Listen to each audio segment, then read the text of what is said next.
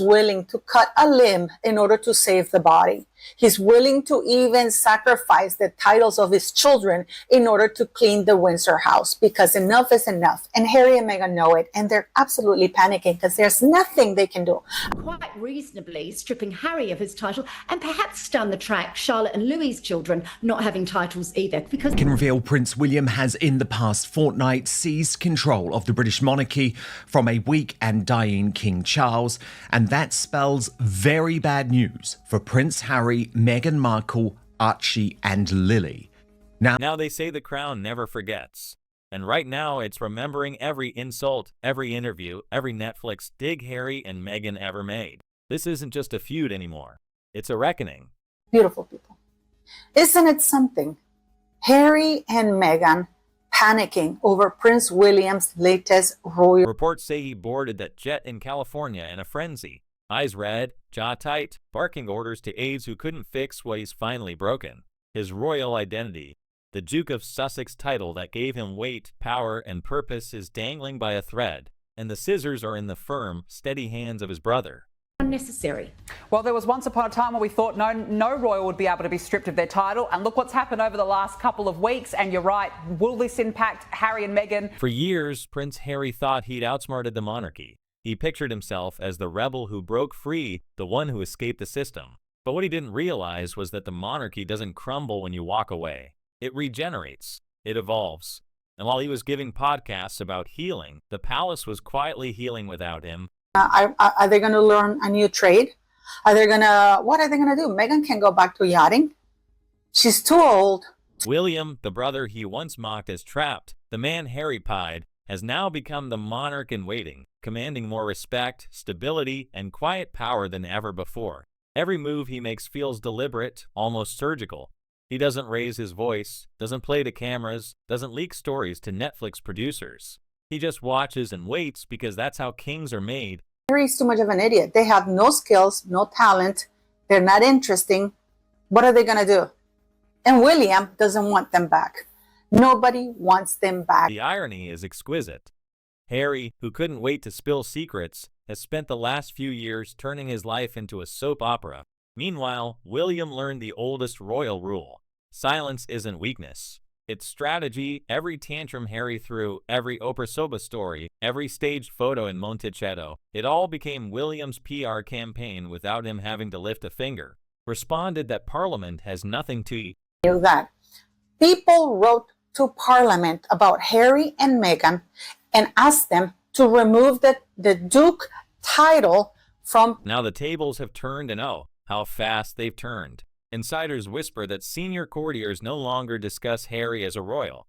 He's now a former asset. That's palace code for dead to the firm. His seat at royal events gone. His security privileges slashed. His voice in family matters muted. The Sussex chapter isn't being reviewed. That Parliament has nothing to do with royal titles, styles, honors, and dignity. That palace is in rebranding mode. King Charles may still wear the crown, but William is clearly steering the ship, and this new monarchy doesn't have time for sideshows and sob stories. They've gone corporate, efficient, polished, ruthless. Harry's emotional chaos doesn't fit the new image. Just like Meghan Markle putting out this disgusting article saying that the royal family, that she's still haunted by royal family's insistence. But here's the ultimate twist. The one no tabloid headline can quite capture. The monarchy didn't need to destroy Harry. He destroyed himself. Every interview, every revelation, every dramatic truth became proof that he was unstable, unreliable, and unfit to represent the crown he was born into, that Charles is putting out there through the mainstream media. And I want to start this by telling you that people wrote, "Scan before birth." I don't think that they wanted that. The reason why they were demanding that was because they wanted to see if indeed she was pregnant, because the power shift isn't coming. It's already happened. And the joke writes itself. While Harry was in California searching for inner peace, William found real power, the kind that doesn't trend on Twitter, but rules the kingdom in silence, putting out this disgusting. Charles is putting out there through the mainstream media.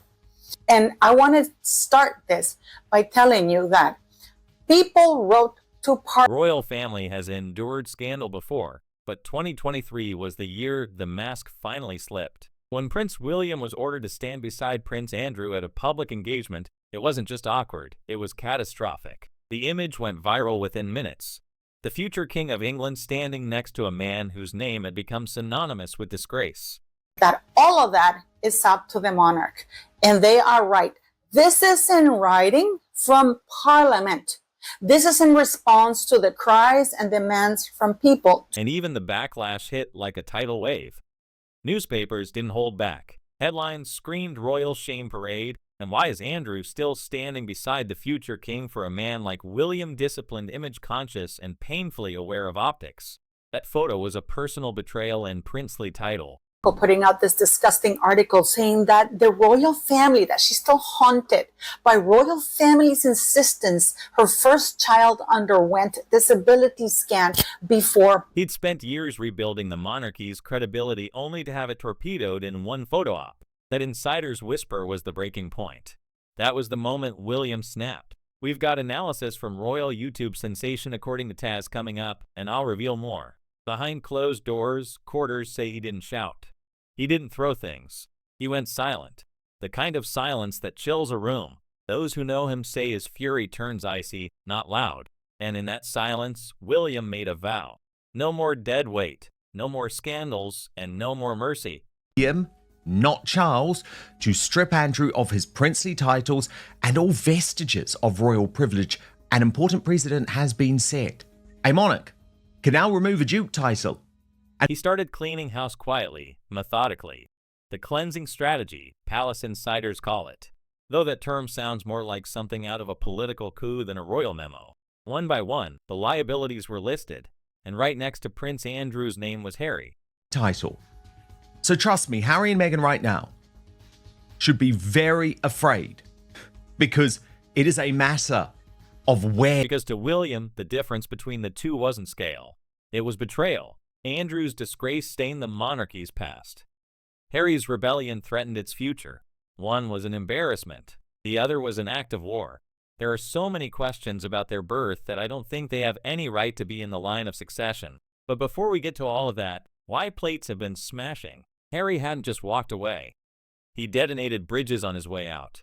Every tell-all, every Netflix sob story, every passive-aggressive jab in interviews was an arrow aimed straight at the institution William had sworn to protect. And William had had enough. This bombshell Buckingham Palace leaked memo confirming William's new power. But of course there are issues in all of this for the king. Andrew. He began treating the monarchy less like a family and more like a company under hostile takeover. The dead weight had to go, even if it meant cutting blood ties. His mission to rebuild the crown into a brand too clean, too disciplined, and too ruthless to ever be mocked again. Who else is in there? Who else is in there? At number 5, Prince Harry, who has allowed. Harry was never going to see it coming. He thought royal loyalty was about family. William had learned the hard truth. It was about survival. And when survival's on the line, even a brother becomes expendable. So many questions about their birth that I don't think they have any right to be in the line of succession. But before we get to all of that, why plates have been smashed? Less than 2 years. And it wasn't a scandal that destroyed Meghan. It was statistics. Cold, merciless numbers that sliced deeper than any headline ever could. One morning, the British press dropped a survey that sent shock waves through every marble hallway of Buckingham Palace. 47% of Britain said Meghan Markle was a bigger threat to the monarchy than Prince Andrew. Let that marinate. A duchess outranking a man tied to one of the darkest stains in royal history. What they were demanding that was because they wanted to see if indeed she was pregnant, because it doesn't bode well. This woman is never going to end. I mean, she's been gone for what, 5 years? Even palace aides were stunned. For years, Meghan had tried to paint herself as a misunderstood humanitarian, the outsider who shook the system. But the people had spoken and they weren't buying it anymore. To them, she wasn't a victim. She was a brand, a walking headline machine who turned royal duty into a personal franchise. And for William, that poll wasn't just news, it was ammunition. About is the royal family. She has no identity on her own, and thankfully William is going to end all of that.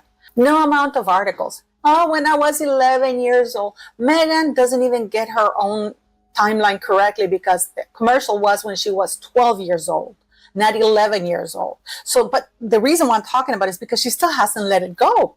She's still... It's behind the scenes. The heir to the throne had been building a quiet case, a campaign to streamline the monarchy, remove the noise, and rebuild trust with a weary public. But every time Meghan opened her mouth, trust evaporated. The Netflix docuseries, the Spotify rants, the endless interviews about finding freedom, they weren't healing wounds. They were reopening them for profit. Of the time, the brief time, because she was there for less than 2 years. Do you understand this? Meghan Markle was in the royal family less than 2 years. The monarchy doesn't survive on pity. It survives on perception. And that poll handed William something priceless, a public mandate.